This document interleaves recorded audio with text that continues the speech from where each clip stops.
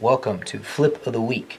Today's rhythm section study is on counting in a song properly and tempo reference. This is very important for drummers to know.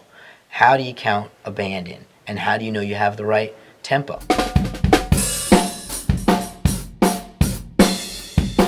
This is Sandy Gennaro, and you're watching Flip of the Week. The first thing is, of course, know the tempo of the song. Use a metronome, mark it down, figure out what division on the metronome is going to work the best. If you know it's at 90, but you need to have it clicking on eighth notes, then it'll sound like it's at 180. A lot of times, certain songs are within a general guideline of a tempo, and the best reference is to think about either the chorus or the bridge or some of the section that you can sing to yourself before the song. Anything you do in particular, Steve? The same thing you were just saying. I try to have a good working knowledge of the song. I try to sing it in my head.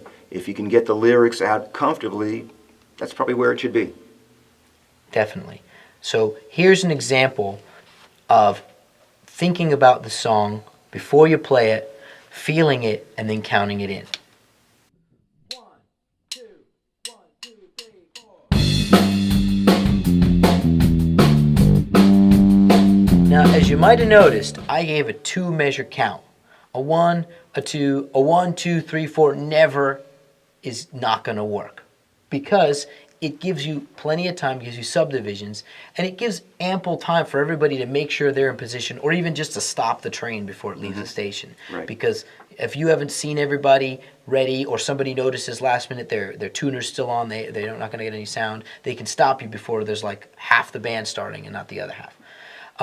But it's very important to be extremely visual and confident about this as a drummer. Now there's a couple of different things you can do once you're sure that you're ready and everybody's ready. You want to count in by using a very loud reference. For example, either sticks clicking or the hi-hat. Here's an example of just counting in a song confidently. 1, 2.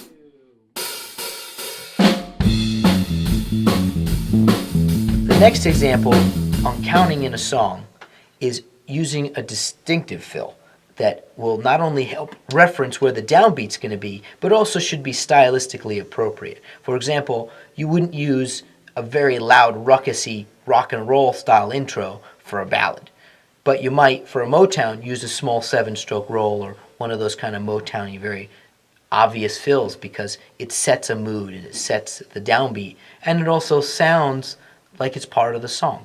Any suggestions you have on that, Steve? Well, I think what you said about Motown is a very good point. I mean, if you listen to some of those old Motown records, the Funk Brothers, man, they were just the masters at setting stuff up. So listen how they start stuff. I mean, to me, the greatest bass solo ever recorded is the 2-bar opening to My Girl, which is just 2 notes. Dun, dun, dun, dun, dun, dun. It just says it all. It's That's perfect. right.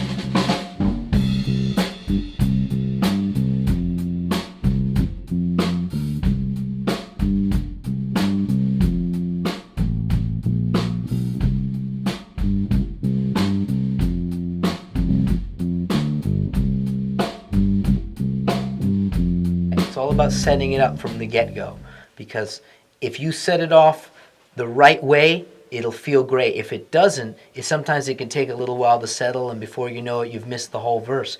So here's a few examples of some fill intros into songs. 1, 2.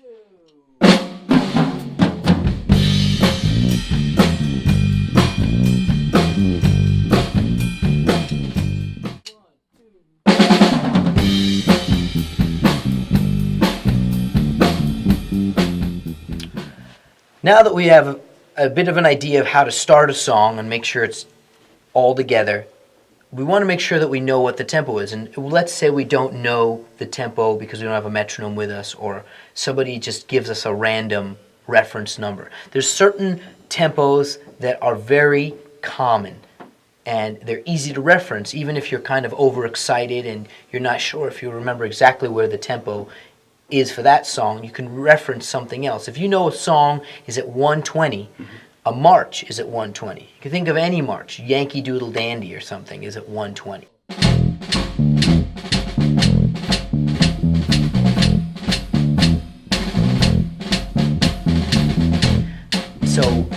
want to think about certain tempos as reference points so that when you start the song, you already have a bit of a pulse. And it doesn't even hurt if you maybe tap your leg or you start grooving to that subdivision before you start the song.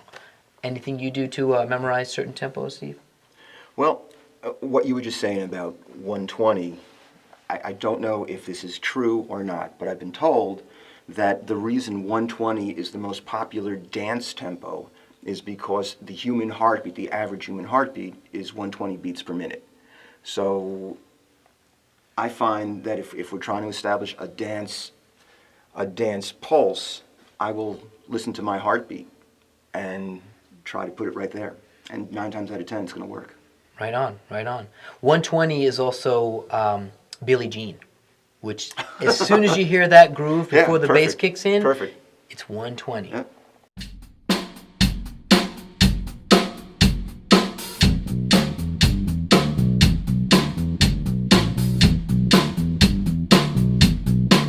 Another reference that I find pretty useful is 90 is a pretty common rock ballad tempo, Yeah. and if you know the style of reggaeton, that's 93 generally, anywhere from 90 to 95. So when you hear that dun dun dun dun dun dun dun dun, that's around 90.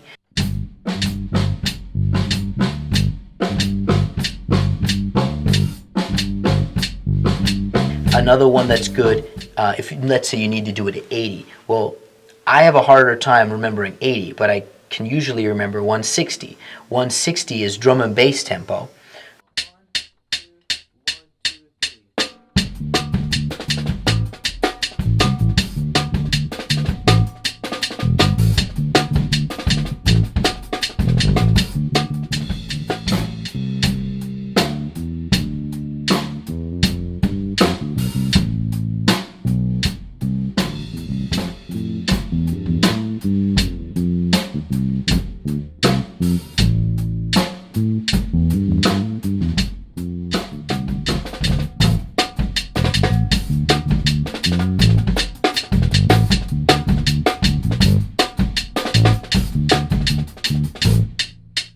Another example is the clicking in my car when I turn the signal on. That's usually around the same tempo.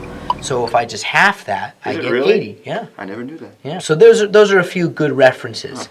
And then when in doubt, if let's say you have a band that plays a couple songs in a similar tempo, try to reference from one to the other. That way you don't have to think too hard about it. Sometimes what's helpful too is if you have a set list, think about what that tempo feels like before you play the song while you're playing the other song. If you know you're playing one song that's at 155 and the next one's at 145, you got to make sure that the next one's going to be a little bit slower. Even if it's not exactly 10 BPM less, you'll know somewhere within there that you're probably in the ballpark. That's all we have today for tempo reference and counting in a song. Thank you, Steve, for coming down and blessing us with his playing and his ideas. Check out next week's Flip of the Week on more rhythm section based grooves.